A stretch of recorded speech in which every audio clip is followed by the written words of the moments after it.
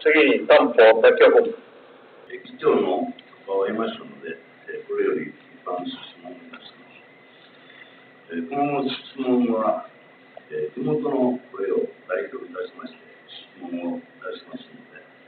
よろしくお願いをいたします。なるべく時間短縮に協力したいと思います。よろしくお願いいたします。質問の前に、大阪府は10年ほど前から大阪維新の会が大阪府知事、また大阪市長と圧勝が続いております。今回の一般質問の内容は、その圧勝劇が始まってから問題が発生し、今まで解決できていない話でございます。今度こそ吉村知事には、我が町岬町にも最大限の支援をいただけるよう願っている一人でもあります。吉村知事就任を背景にいたしまして、今回の一般質問をいたします。府警漁港内の漁民と府民との触れ合い広場についてお尋ねをいたします。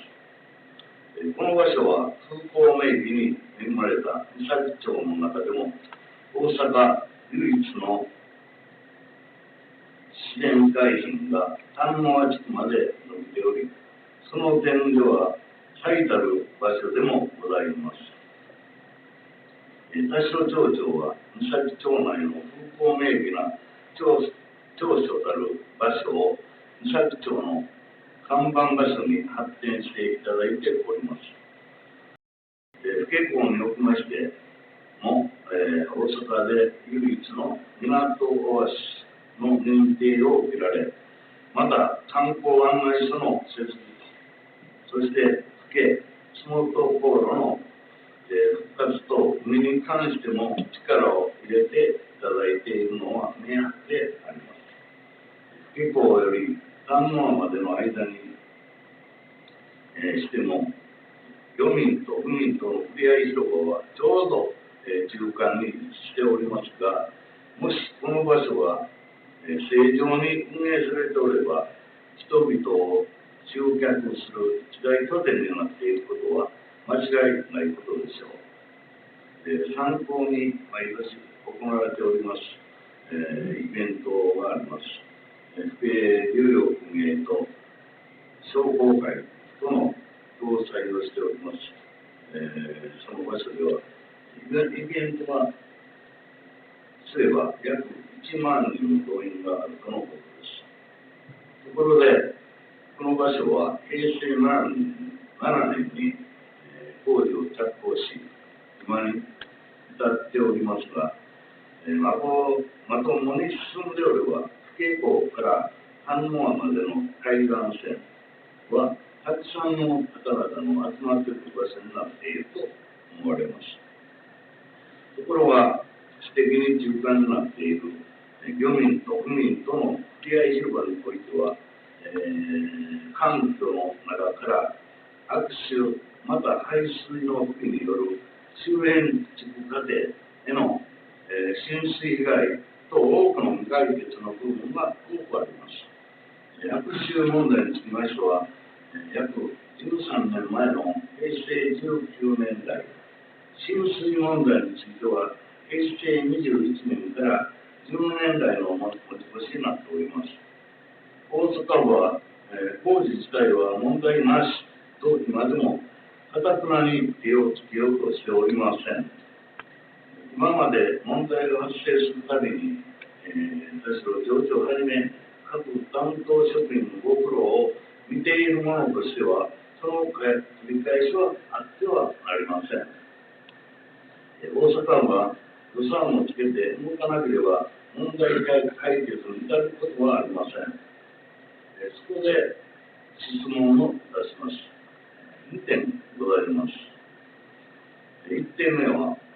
大阪府は一日でも早く悪臭問題や浸水問題の解決に取り組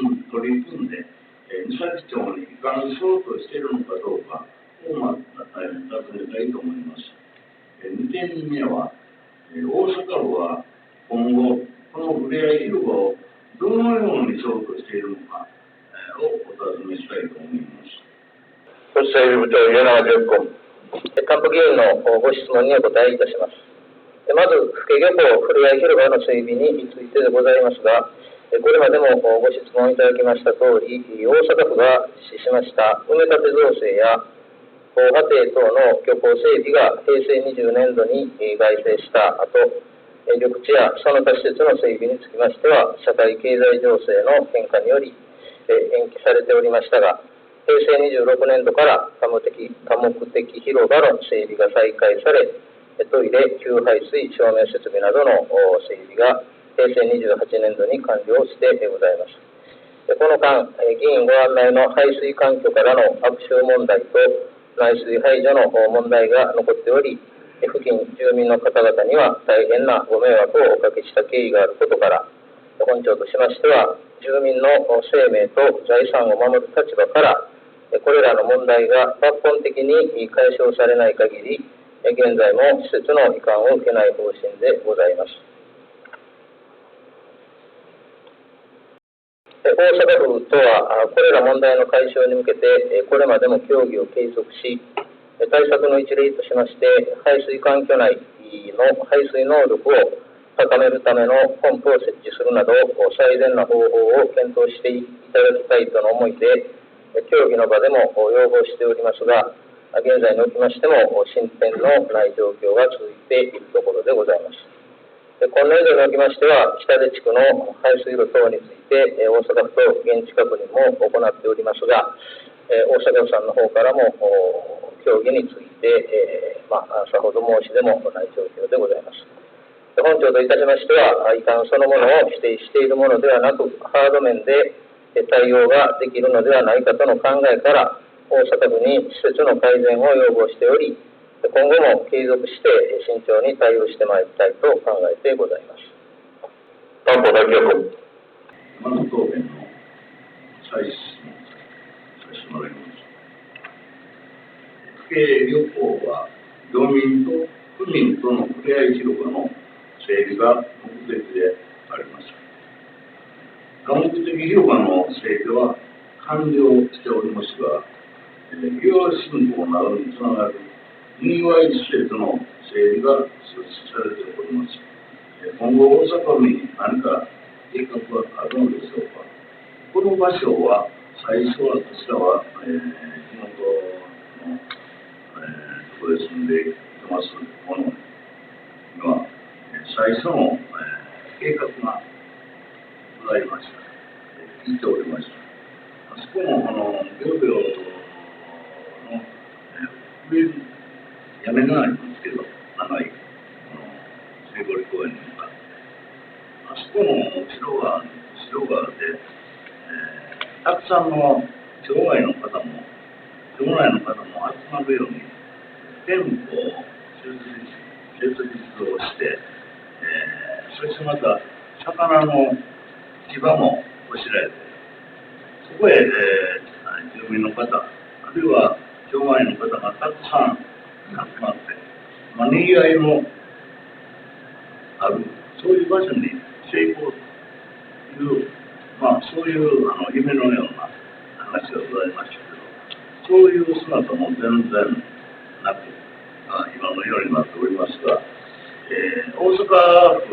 武蔵町にはそういう計画があったことも確かなことでしょうけど、大阪府はなんかこういう、あそこの場所で計画があるんでしょうか。それを問いたいと思います。湯田川部長。還付議員のご質問にお答えいたします。本漁港整備につきましては、もともと府民と漁業者との交流等を促進する拠点の形成を目的として実施されたもので、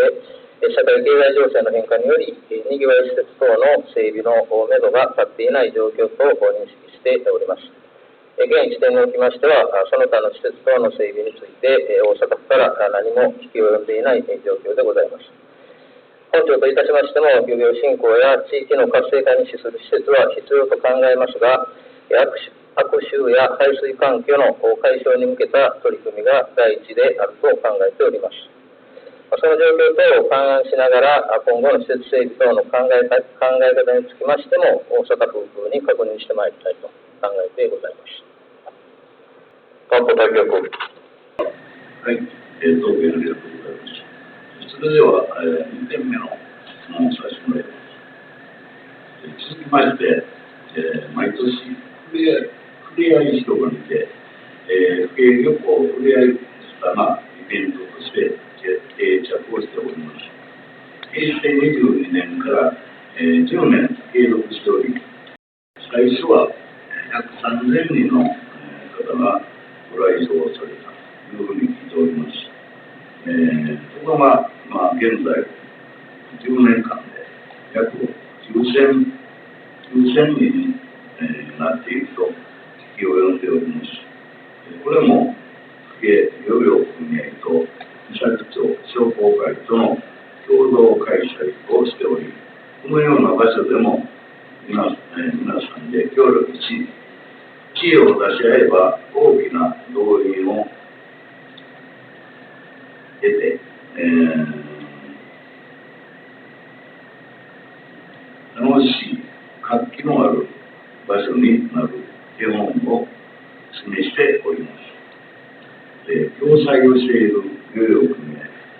岬町商工会に、そういった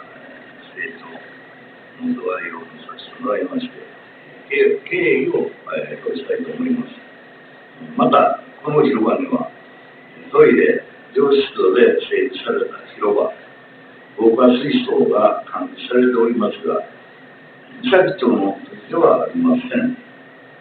今後、このような開催も大阪府に借用して活用していくのかどうかを、お尋ねいたします。米長部長。府警漁港ふれあい広場につきましては、この広場が漁民と住民のふれあいの場作りとなるよう、府警漁業協同組合をはじめ、地域の方々と連携を図りながら、府警漁港ふれあいフェスタや、また昨年は株式会社モーターマガジン社によるライブ集会など、大阪府にもご理解をいただき、使用許可を得て継続して広場を活用しているところでございます。今後も引き続き地域のにぎわいを創出できるよう、府警漁業協同組合、商工会、観光協会など関係団体の皆様と